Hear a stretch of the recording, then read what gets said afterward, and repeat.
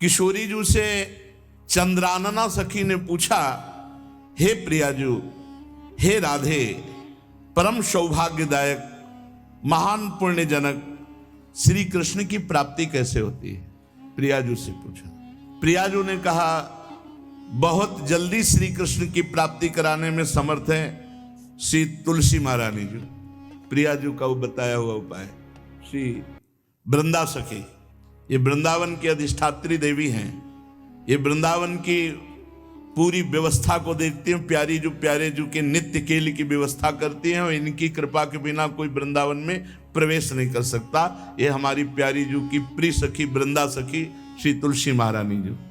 चंद्रानना सखी ने कहा कि परम सौभाग्यदम राधे महापुण्यम वरप्रदम श्री कृष्ण श्यापि लब्ध्यर्थम, तो उनका तुलसी सेवनम मतम, मेरे मत में यदि तुलसी जी की सेवा की जाए, तुलसी जी का यदि स्पर्श हो जाता है, तुलसी जी का नाम कीर्तन किया जाता है, तुलसी जी को प्रणाम किया जाता है, तुलसी जी का वृक्ष लगाया जाता है, तुलसी जी को जल अर्पित किया जाता है और तुलसी दल से नित्य भगवत सेवा की जाए, तो बहुत जल्दी श्री कृष्ण प्रसन्न हो जाते हैं। प्रतिदिन जो तुलसी जी की भक्ति करता है, तुलसी का पौधा रोप करके तुलसी जी का सिंचन करना, तुलसी जी को तिलक लगाना, तुलसी जी को माला पहनाना, तुलसी जी की परिक्रमा करना, तुलसी जी को प्रणाम करना, वो कोटि सहस्त्र युगों तक ऐसा महान सुकृत होता है कि भगवान श्री कृष्ण के नित्य समीप रहता है जो तुलसी जी की सेवा करता है। जब तक मनुष्य की लगाई हुई तुलसी की शाखा प्रशाखा बीज पुष्प सुंदर दल से तुलसी जी सुशोभित होती है, तब तक हजारों कल्पों में श्री हरिधाम में रहते हुए उसका कभी पुण्य नष्ट नहीं होता। जैसे एक दिन तो 1000 कल्प, 2 दिन 2000 कल्प, वो भगवान के नित्य धाम में महान सुकृत के बल से भगवत धाम में रहेगा जो तुलसी जी का पक्का मान लीजिए। जब स्वयं में से तो तुलसी जी रोपण करके तुलसी जी का एक वन लगाया था और रोज नवीन नवीन मंजरी तुलसी दल लेकर प्रभु के चरणों में, कहीं न कहीं तुलसी जी की कृपा हुई। वृंदावन, ये वृंदा अधिष्ठात्री देवी वृंदावन की है, इनकी कृपा के बिना हे चंद्रानने संपूर्ण पत्रों और पुष्पों को जो उतार करके सम्मान पूर्वक पहले प्रार्थना करनी चाहिए, हे वृंदा देवी, हे तुलसी जी, भगवान श्री हरि की पूजा के लिए या प्रियाजू की पूजा के लिए हम आपके कुछ मंजरी कुछ दल लेकर के सेवा करना चाहते हैं, आप कृपा करके मुझे दीजिए, और फिर उतार ले। ऐसे नोचना नहीं, बहुत सम्मान से बहुत प्यार से, तो तुलसी जी प्रसन्न होते हैं। जो मनुष्य तुलसी दल से श्री हरि की पूजा करता है, कोई भी पाप उसका स्पर्श नहीं कर सकता। पूर्व में किया हुआ कोई भी पाप उसको दंड नहीं मिलेगा जो तुलसी जी की आराधना नित्य करता है। अब इतना जल भी ना चढ़ा दे, हमारे पुण्य हो जाए और तुलसी जी अंतर ध्यान, अनुकूल जल, जैसे मान लो गमले पे हैं तो इतना बड़ा तांबे का रोज उससे चढ़ा, अब भर के लोटा चढ़ा दोगे 2-4 दिन में अंतर ध्यान हो जाएंगे तुलसी जी। बहुत विवेक से जरूरत है, मतलब भारी पुण्य होगा। अब इतना बड़ा लोटा रोज जल चढ़ाओगे तो 2-4 दिन में पीली होके अंतर ध्यान हो जाएंगे। इतना जल, अनुकूल जल चाहिए। एक तांबे का छोटा सा लिया, ऐसे रोज डालो, उसमें कोई फर्क नहीं, और गमला उठाकर धूप में विराजमान करो। सेवा का मतलब क्या है? जो तुलसी जी को जल अर्पित करके तुलसी जी की सेवा करता है, हरि चिंतन करता, कभी कोई पाप उसका स्पर्श नहीं कर सकता। 100 भार सोना, 400 भार चांदी का जो दान करने का फल होता है, वो एक तुलसी दल उतार, जो अपने द्वारा लगाई हुई तुलसी दल, वो हरि के चरणों में अर्पित करो। ये 100 भार सोना और चांदी बराबरी नहीं हो सकती। कितना महत्व है। जो रोज तुलसी दल चयन कर, द्वादशी को न चयन करे, द्वादशी को मतलब बहुत बड़ा अपराध लगता है तुलसी दल का, इस मतलब तुलसी के वृक्ष का भी स्पर्श न करे। प्रणाम नमस्कार दूर से, एक भी दल नहीं टूटना चाहिए। द्वादशी को ऐसा हमने महापुरुषों से सुना है कि मंजरी और पत्र उतारना ये ठीक नहीं, बिल्कुल नहीं ठीक है। ब्रह्म हत्या का फल लगता है, अगर जो पाप लगता है अगर कोई द्वादशी को तुलसी चयन, बहुत सावधानी से। जिसके घर में तुलसी का बगीचा होता है, कई पौधे होते हैं, उसको कहीं तीर्थ जाने की जरूरत नहीं, उसका घर तीर्थ है जिसके घर में तुलसी के पौधे हैं। और यमराज कभी उस घर में किसी भी मरने वाले को लेने नहीं आएंगे। जिसके घर में तुलसी, लगा लो भैया तुलसी लगा लो घर में, काहे को यमराज को आने दोगे। सबके घर में तुलसी, कितना सुंदर पहले था। घर में आंगन होते थे, आंगन में एक बहुत बड़ा, और फिर उसमें तुलसी जी, और फिर उसमें 2-4 नर्मदेश्वर और शालिग्राम ऐसे, और फिर घर का हर व्यक्ति जल चढ़ाना, प्रणाम करना, नमस्कार करना, कितनी पवित्र पद्धतियां हमारी थी। जब रसोई बने पहली गाय के लिए, फिर कुछ पक्षियों के लिए, फिर कोई संत महात्मा, कोई भिक्षु, ऐसा कितना पवित्र व्यवहार। अभी यहाँ जैसे हमने देखा है, ये रसोई बन रही ना तो धुआं नहीं खत्म होने पाता, वो ही सब अपवित्र किए हुए हैं, राक्षसी बुद्धि आती चली जा रही। तुलसी जी, ये भागवती को वस्तु है। हमें लगता है बालकनी तो होती ही, बढ़िया बालकनी में एक ऐसा उठाने धरने वाला स्टैंड लोहे का रखो कि तुलसी जी को विराजमान कर दो। जिसके घर में तुलसी जी विराजमान होती, उसके घर में यमराज कभी नहीं जाते। जो तुलसी जी का सेवन करता है उसकी सारी कामनाएं तुलसी जी पूर्ण कर देती हैं। तुलसी जी को लगाना, तुलसी जी का पालन करना, तुलसी जी को सिंचन करना, तुलसी जी का दर्शन करना, तुलसी जी का स्पर्श करना, मनुष्य के द्वारा जो मन, वाणी और शरीर से पाप हो गए सबको तुलसी महारानी क्षमा कर देती है, दग्ध कर देती है। पुष्कर आदि तीर्थ, गंगा आदि परम पावन नदियां, ये सब जो स्नान आदि, अवगाहन आदि करने का फल देते हैं, वो केवल तुलसी जी घर में विराजमान है, उसको फल मिल जाएगा। कितने बढ़िया। जो तुलसी जी की नवीन मंजरी प्रभु के चरणों में अर्पित करके प्रणाम करता है, वो चाहे कितना भी अपराध किए हो, वो कभी यमपुरी को नहीं देखेगा, कभी यमराज के पास नहीं जाएगा। जो मनुष्य तुलसी काष्ठ का घिसा हुआ चंदन लगाता है, उसके सारे संचित भस्म हो जाते हैं, और क्रियमाण जो वर्तमान, वो कभी उसको बांध नहीं सकते। तुलसी जी का काष्ठ का घिसा हुआ चंदन। जिसके घर में तुलसी की छाया होती है, वहां पितरों को अपने आप कल्याण प्राप्त हो जाता है। जो श्राद्ध करने से लाभ मिलता है पितरों को, घर में तुलसी लगा के, जो तुलसी की छाया, बड़ा वृक्ष, पितरों को तृप्ति मिलती है। चतुर्भुज ब्रह्मा जी सारंग धनवा श्री हरि के महामहिम स्वरूप की अनुभूति करने के लिए भी कहा है कि तुलसी जी का महान महात्म्य है। अगर तुलसी जी का सेवन करे तो भगवान श्री हरि की महिमा को जान जाएगा। स्त्री हो या पुरुष, पुरुष नपुंसक नारीवा जीव चराचर कोय, सर्व भाव भज कपट तज मोह परम प्रीस होय।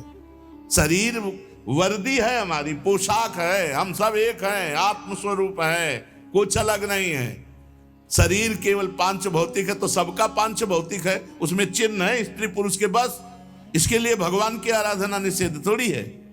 जो स्त्री या पुरुष श्री तुलसी जी के काष्ठ के मन के बना के, जैसे छोटी कंठी या बड़ी माला धारण करता है, श्री कृष्ण उसके बस में हो जाते हैं। यह है तुलसी जी की महिमा।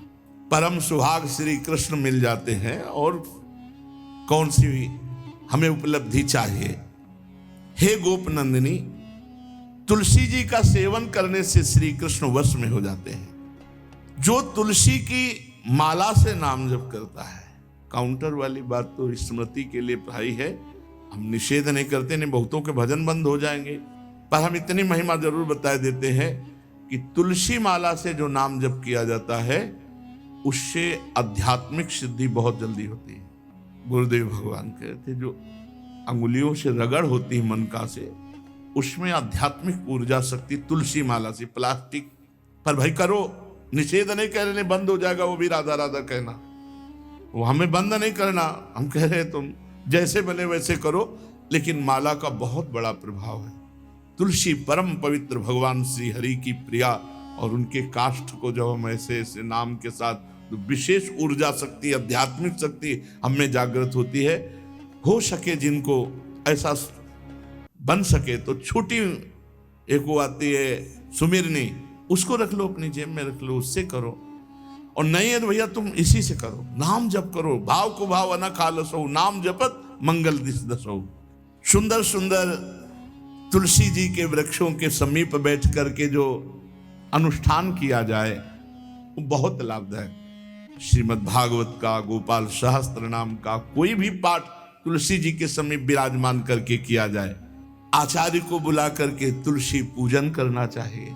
विविध प्रकार के अनुष्ठान, अरे तभी तो सब मंगल होता है। पहले था, हमने देखा है, 4 बजे माताजी दरवाजे के सामने लीपती, रोज का काम। जो पुराने घरों में देहरी के आगे आके 4 बजे लीप करके वहां अपना चौक पूर के दीपक जला, क्या पवित्रताएं थी, क्या मंगल था।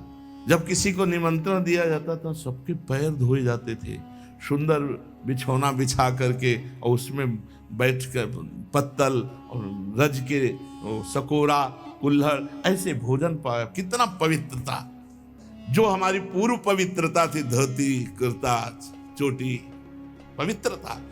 मान लो अगर बाहर जा रहे तो पैजामा कुर्ता, ऐसे बहुत पवित्र पोशाकें थी, पवित्र आचरण थे, पवित्र खान पान था। घर में जाओ तो एक पवित्रता है।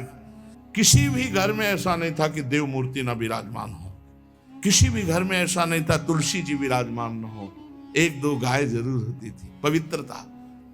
अब तो बड़ा विचित्र, भारतीय गौएं जो श्वेत रंग की, जो अरुण रंग की, जो सींग वाली है, वो उनका आप दुग्ध देखिए, दूह कर रख दीजिए, स्वर्णिम कांति छाई मिलेगी। ये हमारी भारतीय पद्धति, ये हविष्यान्न, इससे देवताओं का, भगवान का, सबका अभिषेक पूजन होता है। शुद्ध गाय जो हमारी भारतीय है, तीला है उसके जैसे निकला हुआ, वो भगवान ने सेवा की है। हमारे गोविंद भगवान का नाम ही गोविंद, गौओं के इंद्र। भगवान सुबह से निकल जाते थे, शाम तक गौओं को चराते थे। बड़ा तो किशोरी जी ने श्री तुलसी जी के पूजन की बात, भगवान गोपियों से वादा किए थे कि अब तुम्हें अगली पूर्णिमा को रास, अब रास बिना रासेश्वरी के नहीं हो सकता, लिखा हो चाहे ना लिखा हो। कोई भी विद्वान, कोई भी प्रवक्ता इस बात को बतावे, कहते हैं भागवत में राधा नाम नहीं लिखा है, भागवत राधामय ही है। सांद्रानंद घन प्रेम मूर्ति किशोरी, बिना लाडली जू के कोई रास बता दे, कहीं भी, कभी भी, कैसा भी। महारानी जू के बिना रासेश्वरी के रास हो ही नहीं सकता, लिखा हो चाहे ना लिखा हो। क्यों नहीं लिखा? याते श्री सुख प्रगट कियो नहीं, जहां बोले राधा तो समाधि लग जाती हो, यहां 7 दिन में तक्षक काटना है। श्री सुखदेव जी ने महारानी जी का नाम, हरिराम व्यास जी कह रहे, याते श्री सुख प्रगट कियो नहीं, जानि सार को सार परम धन, राधा नाम आधार। वैसे तो रोज संकेत वन में, पीछे हमने चर्चा की थी, प्रेम सरोवर में प्रियालाल मिलते थे, नंदगांव बरसाने। आज लालू ने एक नई लीला रची, गोप देवी लीला है।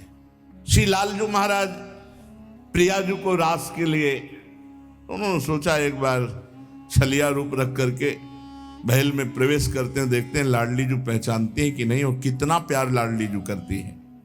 महाराज तो जो रूप धारण करें तो सभी सुंदर हैं, तो सुंदरता के समुद्र हैं। जब नकबेसर धारण करते ना, अंजन और घूंघट नीलांबर का, महाराज हृदय चूर चूर हो जाए, ऐसे सुंदर है। गोरी किशोरी भी चकोरी है जिनकी, नीलांबर धारण करके, और जिस समय लाली लगा के महाराज अपने राधा पी जी को कभी कभी जब आते हैं तो देखो ऐसा लगता है यार बलिहार है महाराज, जो रूप धारण करते हो सीधे हृदय पर प्रहार करते हो। प्रभु ने गोप देवी का रूप धारण किया, गोपांगना का। श्री चरणों में नूपुरों की झनकार, कटी में करधनी जिसमें क्षुद्र घंटिका लगी हुई हैं। अद्भुतम गोपिका रूपम चलत झंकार नूपुरम, किंकिणी घंटिका शब्द मंगुलीयक भूषितम, बड़ी दिव्य अंगूठियां धारण किए हुए अंगुलियों पे, कमर में करधनी जो रुंझुन रुंझुन, श्री चरणों में नूपुर और रत्न कंकण केयूर मुक्ताहार विराजितम, कलाइयों में रत्न जटित कंगन, बीच बीच में चूड़ियां कंगन ऐसे, बाजूबंद, कंठा, मोतियों के हार और शीश फूल, केशपास, बेणी रचना, नासिका में मोती की बुलाक, बेसर और अलकावली, घुंघराली अलकावली, श्याम वर्ण के केश, ऐसा रूप धारण किया जो देखे मुग्ध हो जाए। श्याम सुंदर को वृषभानु भवन की तरफ चले। खाई और परकोटों से युक्त वृषभानु भवन 4 दरवाजों से सुशोभित, प्रत्येक द्वार पर काजल के समान वर्ण वाले गजराज झूम रहे। राजभवन की बड़ी मनोहरता है। उस मंडप प्रांगण में वायु के समान वेग वाले घोड़ों से अंगरक्षक महल की रक्षा करने वाले चारों तरफ दौड़ रहे वृषभानु भवन में, और बड़ी ही सुंदर सुंदर गवें धर्म धुरंधर बलवान शाण रमा रहे। बहुत से गोपाल बंशी वेद धारण किए हुए उनको संभाल रहे हैं। वृषभानु जी का भवन क्या है, ऐसा लगता है कि विश्वकर्मा ने पूरी कला कौशल लगा दी, और महारानी जी के लिए भवन के अंदर ही बगीचा, झरना, सरोवर, सब कोटि कोटि सूर्य के समान कांति वाली सुंदर सुंदर मणियां खंभों में जटित हैं, जिससे प्रकाश फैल रहा है। रत्न मंडित आंगन बहुत से रत्न स्वरूप भूमि पे जटित है, और वहां वीणा, ताल, मृदंग आदि बाजे बजाती हुई बहुत सी मनोहर सखियां फूल छड़ी लिए हुए दरवाजे पर खड़ी हैं, संगीत बज रहा है। उस अंतापुर में दिव्य विशाल उपवन की छटा छटक रही। भीतर ही अनार, कंद, मंदार, नींबू तथा अन्य ऊंचे ऊंचे वृक्ष लहला रहे। केतकी, मालती, माधवी लताएं बड़ी सुंदर वृक्षों का आलिंगन किए हुए श्री राधा निकुंज महल के अंदर ही कल्प वृक्ष के फूलों की सुगंध से भौरे मत वाले हो रहे हैं। शीतल मंद सुगंध वायु चल रही है। कहीं सहस्त्रदल कमलों के पराग को बारंबार वायु बिखेर रही है। निकुंज शिखरों पर बैठे हुए मोर कभी नाचते हैं, कभी कूक रहे हैं, कहीं कोकिला, कहीं सारस, कहीं सुख, और फूलों के सहस्त्र सहस्त्र सैयाएं जगह जगह। कभी लाडली जो इधर से निकले किसी में भी विराजमान हो जाएं। मेघ मंदिर में सैकड़ों फुहारे छूट रहे। बाल सूर्य के समान कांतिमान कुंडल तथा विचित्र वर्ण वाले वस्त्र धारण किए हुए करोड़ों बलवान महल के आसपास श्री लाडली जी के और श्री स्वामिनी जी की परिचर्या में सब सुसज्जित सखियां केसरिया रंग के सूक्ष्म वस्त्रों को सजाकर पर्दा बनाया गया है। जलज पुष्प, थलज पुष्प जगह जगह पल्लव बिखेरे गए हैं, और घुटनों तक पुष्पों का पराग महारानी जो चलेंगी। राजभवन में ऐसा मालती मकरंदों के फव्वारे, मालती मकरंदों के, मालती के सुंदर मकरंद के पराग के सुगंध से युक्त ऐसे फव्वारे चल रहे हैं। ऐसे आंगन करोड़ों चंद्रमाओं की कांतिमती कोमलांगी सहचरियां, करोड़ों चंद्रमाओं की कांति, धीरे धीरे वहां सब निरीक्षण परीक्षण। श्री वृषभानु नंदनी श्री किशोरी जी की सेवा में सहस्त्रों ऐसी सुंदरियां, जैसे चंद्रमा के उदय होने से ताराओं की कांति फीकी हो जाती है, तो जब लाडली जी पधारती हैं तो ऐसे सबकी कांति फीकी हो जाती है। देखो माई सुंदरता की सीमा, ब्रजनो तरुण कदम नागरी, निरखी करत अधग्रीवा। महान गौरव लाडली जी का। श्री किशोरी जी की अगवानी करने के लिए सखियां दौड़ पड़ी। लाडली जी को संभाल संभाल के कर कमल पकड़ करके पराग मार्ग से सिंहासन पर बिठाया। फिर लाडली जी की जैसी सेवा होती, कोई चवर, कोई पंखा, कोई व्यजन, कोई पान बीड़ी। अब ये गोप सुंदरी थोड़ा घूंघट करके सकुचाती हुई कोई टोक न दे, वृषभानु भवन में पहुंची। एक सखी ने देखा फूल छड़ी से, रे कौन हो आप? मैं गोप सुंदरी हूं, गोप देवी। क्या कार्य है? आपकी महारानी से मिलना है, मुझे शिकायत करना है।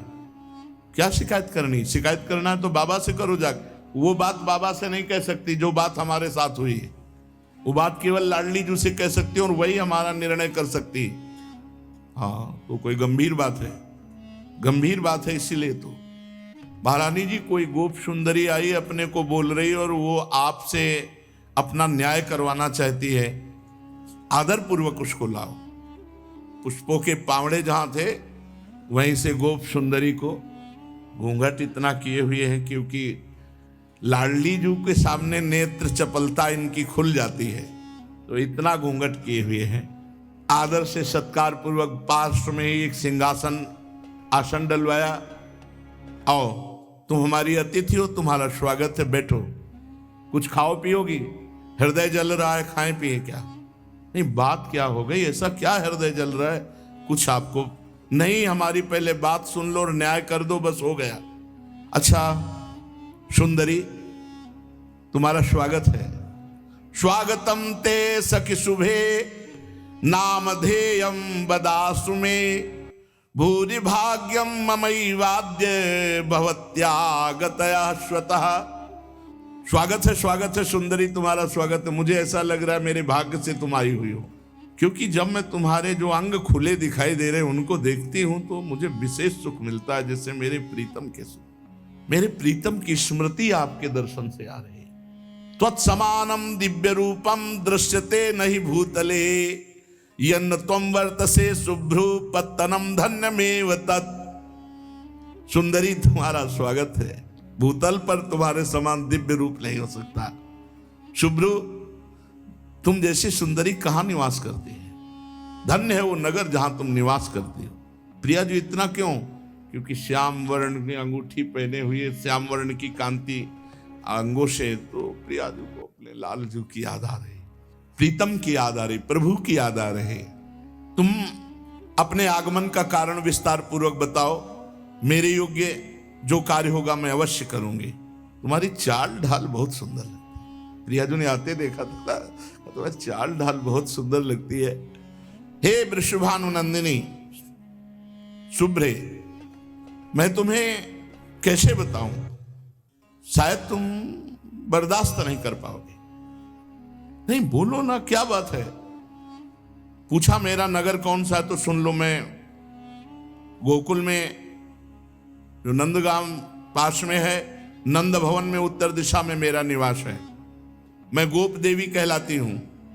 मैंने ललिता जी के मुख से तुम्हारी महिमा सुनी है कि तुम न्याय ठीक करती हो, बड़ी करुणामयी हो। आपकी रूप माधुरी, गुण माधुरी, चंचल लोचने, प्रधान उद्देश्य तो तुम्हारा दर्शन है। और दूसरी बात, एक शिकायत करनी है, न्याय लेना है। मैं कमल लोचने, जहां ललित लवंग लता की सुगंध छा रही है, गुंजा निकुंज में मधुपों की मधुर ध्वनि से युक्त कंज पुष्प खिल रहे हैं, ये राधा निवास आज मैंने अंदर देखा, जीवन में पहली बार देखा है। मेरी आंखें निहाल हो गई। ऐसी तो कोई पुरी नहीं है, चाहे देवराज इंद्र की क्यों ना हो। अब वो वार्ता करे। लाडली जी से गोप देवी ने कहा, मेरी आंखें तो सार्थक हो गई, शीतल हो गई, पर मेरा हृदय जल रहा है। क्या ये जो नंदगांव में एक श्याम सुंदर है, आपने सुना होगा? श्री जी सावधान हुई। रोज हमको परेशान कर, रोज परेशान। मैं नहीं चाहती, मैं तो उनको देखना भी नहीं चाहती, बोलना भी नहीं चाहती, लेकिन वो रोज हमारी तरफ देखते हैं, बोलते हैं और हमको तंग करते हैं। अब तुम ही बताओ, किसी भले घर की, लालू के भले घर की किसी को ऐसे अब ये बात तो बाबा से नहीं कह सकती ना। श्री जी ने कहा कि नहीं नहीं, ऐसा नहीं है, आप जैसा कह रहे हो वैसा नहीं है। मैं दुखिनी हूं और लालजू महाराज जो है ना वो दुख को प्रकट करने लगे। देखो गोप देवी, तुम खिन्न ना हो, मैं तुम्हें ठेस नहीं पहुंचा रही हूं। कल्याणी, तुम फिर से अपनी बात बताओ। हमें लगता है कि तुम्हें और जगह दुख पहुंचा होगा, नंद नंदन से नहीं। तुम अपने दुख का कारण बताओ। एक बात सच्ची समझ लो, श्री कृष्ण और श्री कृष्ण भक्त, इन दो के सिवा अगर किसी ने तुम्हें दुखी किया है तो मैं दंड दे सकती हूं, पर ऐसा श्री कृष्ण के द्वारा आपको। देखो, अगर तुम बनावटी बात कह रहे हो तो तुम्हें जो हाथी घोड़ा रथ सोना रत्न चाहिए सब ले जाओ।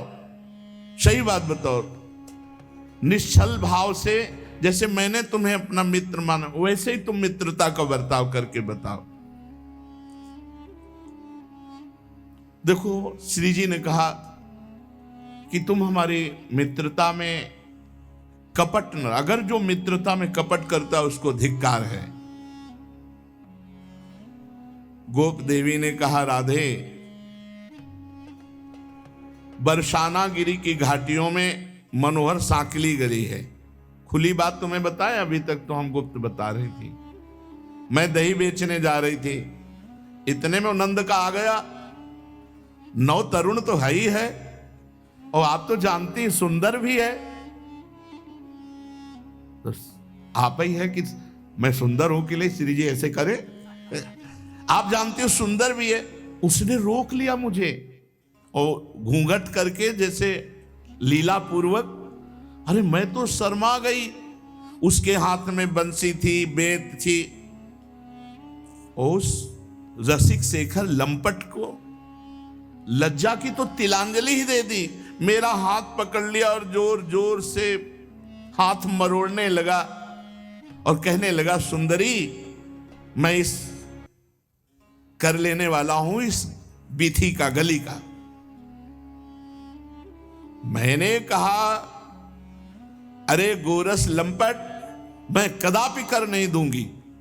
बस इतना कहना था कि उसने सिर पर से जबरदस्ती दही का माट उतार डाला, फोड़ डाला, और मेरा पुराने जमाने का वो माट था, और दही पी लिया। फिर जो बात हम आपको बताएं, उसने मेरी ऊपर से चुनरिया खींच ली। अब मैं लाज की मारी कुछ कही नहीं।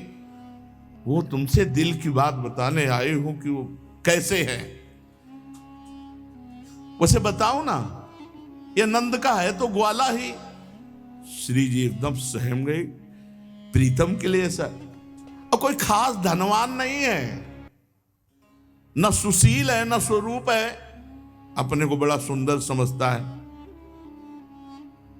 ऐसे पुरुष से कहीं प्रेम किया जाता है? किशोरी जी से आप थोड़ा सहयोग कीजिए। श्री जी से कहा, आप थोड़ा सहयोग कीजिए, ये ठीक रहेगा नहीं। जब ऐसे वचन बोले तो लाडली जी को बड़ा विस्मय हुआ और कहा, सखी, जिनकी प्राप्ति के लिए ब्रह्मा शिव आदि बड़े बड़े देवता उत्कृष्ट योग रीति से नाना प्रकार का तप करते हैं, दत्तात्रेय, सुखदेव, कपिल, आशुरी, अंगिरा, ये बड़े बड़े जिनके चरणारविंद के मकरंद रस का पान करने के लोलुप हैं, तम कृष्णमादि पुरुषम परिपूर्ण देवम लीला अवतार मजता मार्तिहरम जनानाम। तुम ऐसे अजन्मा परिपूर्ण परम देव, लीला अवतार, सर्वजन दुखारी, भूतल भार हरणकारी, संत पुरुषों के एकमात्र आराध्य देव, तुमने श्री कृष्ण की निंदा हमारे सामने कैसे कर दी? श्री जी ने कहा, तुमने श्री कृष्ण की निंदा कैसे कर दी? तुम कहती हो ग्वाले हैं। अरे ब्रह्मादि जिनकी चरण रज की वंदना करते वो ग्वाले हैं। उन्होंने गौओं का आदर किया, गौओं का पालन किया। गोरज की कितनी महिमा है तुम क्या जानते हैं? गोरज का स्पर्श होते ही वो परम पवित्र हो जाता है, जिसके माथे पे गोरज लगती है। गौओं का उत्तम नाम जो जप करता है वो गोलोक बिहारी को प्राप्त होता है। दिन रात गौओं का सुंदर मुख दर्शन, उनकी सेवा, ये भगवत प्राप्ति का स्वरूप है। मेरी समझ में तुम्हारी बुद्धि ठीक नहीं। तुमने गोप जाति कह करके अवहेलना करना चाहा।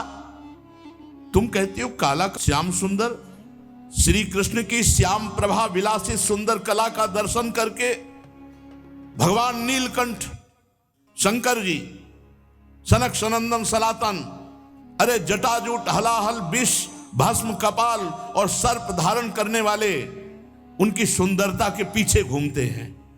स्वर्गलोक सिद्ध मुनीश्वर यक्ष गंधर्व मरुदगण नर किन्नर कौन ऐसा है जो हमारे श्री कृष्ण से मोहित ना हो जाए। उत्कृष्ट ऐश्वर्य सौंदर्य माधुर्य, तू कैसे बोल दिया। तुम कहती हो निर्धन है, अरे सारा वैभव उन्हीं का है। तू अभी मेरे श्री कृष्ण को नहीं जानती। तू कहती कोई खास नहीं, वत्सासुर अगासुर कालिया नाग बकासुर यमला अर्जुन वृक्ष तृणावर्त सक्तासुर पूतना, इनको परम पदवी प्रदान की जो घोर राक्षसी स्वभाव के थे, खास नहीं है। उन मुरारी के लिए तुम अपयश वाले शब्द बोले। कोटि कोटि ब्रह्मांड समूह एक एक रोमकूप में जिनके वास करते हैं, उनको तू कह रही खास कोई धनवान नहीं। पुरुषोत्तम कह रहे हो कि वो किस प्रेम करने लायक नहीं। अरे बड़े बड़े वैभव को ठुकरा कर भक्त लोग श्री कृष्ण के चरणों की आराधना करते हैं। तुम भक्ति के रास्ते को नहीं जानते। उनकी एक कृपा है कि वो अपने भक्तों को प्यार करके उनके पीछे पीछे डोलते हैं। श्री कृष्ण सुशीली नहीं, समस्त लोगों के सुजन समुदाय के चूड़ामणि हैं। वे अपने भक्त के पीछे चलते हैं, अपने रोम रोम को लोगों को पावन करते हैं। वो परमात्मा है। तू कैसे बोल गई। गोप देवी बोली, श्री राधे मैं दुख तो नहीं पहचाना चाहती। वैसे तो तुम्हारी बुद्धि तो बृहस्पति का भी उपहास कर रही, इतनी प्रवीण है वाणी कला कौशल बोलने का। श्री राधे हमें लगता है तुम्हें श्री कृष्ण से प्रेम है क्या, क्योंकि तुम बात सुनते ही ऐसी, तुम्हें बहुत विश्वास है श्री कृष्ण पे, तुम्हें प्रेम है श्री कृष्ण से। श्री जी ने कहा मुझे प्रेम है श्री कृष्ण से और मुझे विश्वास है श्री कृष्ण पे। क्या तुम बुलाओगे श्री कृष्ण उपस्थित हो जाएंगे। हां इसी क्षण यथा गमिष्यति यदाद्य हरि परेशः किम कार्यामि भवतीम वदतरि शुभ्रो चेदागमो नहीं भवे धनमालिनः स्वम सर्वधनम च भवनम च ददामि तुभ्यम। ओहो तू मेरी परीक्षा लेनी चाहती। सुन सखी, मेरे बुलाने से मेरे श्री कृष्ण तेरे सामने ही उपस्थित हो जाएंगे। अगर वो नावे ना मेरे स्मरण करते हुए तो ये जीवन ये धन सब न्यौछावर कर दो। कितना प्रेम है श्री जी से। कह रही चेदागमो न ही भवेत धनमालिनः, तो स्वयं सर्वम धनम भवनम ददामि तुभ्यम। मैं तुम्हारी सेविका बन जाऊंगी, सब कुछ अर्पित कर दूंगी अगर मेरे बुलाने पर श्री कृष्ण न आए। अथ राधा समुत्थाय नत्वा श्री नंद नंदनम उपविश्यासने दध्यौ ध्यानस्तिमिल्लोचना। उसी समय श्री जी ने आंख मूंद लिया और प्रभु श्री कृष्ण के ध्यान में मगन हो गई। श्री कृष्ण का मन ही मन चिंतन करके उनके ध्यान में डूबी और निश्चल हो गई। वो तो सामने ही बैठे गोप देवी के रूप में। देखो अब तो मामला बढ़ गया, श्री जी तो ध्यानस्थ हो गई और श्री जी के आंखों से अश्रु प्रवाह होने लगे। उतार कर फेंक दिया सब गोप देवी का वेश, निकालते हुए वो आके बैठ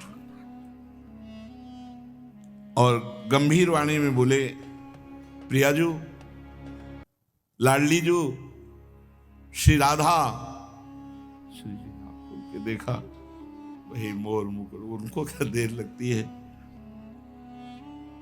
चंद्रवदने, प्राण प्रिय, मानशीले, प्रिय राधा, देखो मैं तुम्हारे सामने आ गया हूं, आंख खोल कर देखो। हा प्रीतम, सामने देखा, मुझे विश्वास था आप चिंतन करते ही आ जाओगे। कहां गई वो गोप देवी? वो कहां गई? बहुत निंदा कर रही थी, कहां गई? प्रभु ने कहा, जेवी तुमने चिंतन किया, मैं वैसे तो बंसी बट में था, पर मैं अभी यार कम से कम सामने तो झूठ मत बोलो। वैसे तो मैं बंसी बट में था, मैं तुरंत बस आपके ध्यान के कारण ही आया। मैंने देखा एक अभी गई, कौन थी वो? कोई देवांगना थी, कोई मायाविनी थी, और मुझे लग रहा था कि कोई अच्छे विचार वाली नहीं थी। जब गोप देवी के रूप में आए तो श्याम सुंदर के लिए बोले, और जब श्याम सुंदर के लिए आए तो गोप देवी के रूप में जो गए। वैसे हम आपसे कहते हैं कि ऐसे इधर उधर की घूमने वालियों की बातों पर विश्वास नहीं करना चाहिए। श्री किशोरी जी परमानंद में मगन हो गई और लाल जी से हृदय से मिले। सखियों से कहा, वो गोप देवी बाहर निकली जो फूल छड़ी लिए हुई खड़ी, उनका आते अंदर आते तो देखा, तो बाहर निकलते हुए तो नहीं देखा। तो श्री कृष्ण से कहा, आपने देखा? बोले हाँ निकलते मैंने। बोले हमारी सखियों ने नहीं देखा। कौन गोप देवी थी? तो कहा, क्षमा कीजिए, मैं ही गोप देवी बन के आया था। तो श्री जी के हृदय से लगे और श्री जी से कहा, इसी के आगे रासलीला है। श्री जी से कहा, हे राशेश्वरी, आपकी उपस्थिति के बिना हमने गोपियों से जो वचन दिए हैं कि आपको शरद पूर्णिमा की रात्रि में रास उत्सव में सम्मिलित करेंगे, आपकी उपस्थिति के बिना रास नहीं। हे प्यारी जी, आप कृपा करके जो ये रात्रि है शरद पूर्णिमा की, इसमें आप पधारें और समस्त रास सुख गोपियों को प्रदान करें।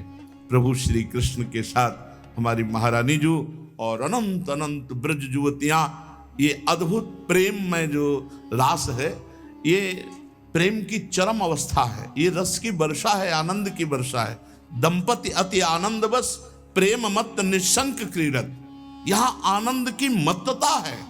ये सब विकारों की तो साधना काल में साधकों के हृदय से निवृत्ति हो जाती है। फिर भाव देह की प्राप्ति, जैसे सखा भाव या वात्सल्य भाव या दास्य भाव या गोपी भाव या सहचरी भाव देह चिदानंद होता है, वहां सब विकार होते ही नहीं है, विकार की कल्पना ही नहीं है। ये महाप्रेम का स्वरूप, रासोत्सव महाप्रेम का स्वरूप है। भगवत कृपा से जो आगे चर्चा है वो रास की ही है। हम लोग बड़े सौभाग्यशाली हैं जो वृंदावन की भूमि में, रास भूमि में बैठकर रास चर्चा करने को और सुनने को मिलेगी। बहुत भाव से सुने प्यारे जू की इस चर्चा का फल है कि सदा सदा के लिए हृदय रोग निवृत्त हो जाए, हम भगवदाकार भाव में, रस में डूब जाए।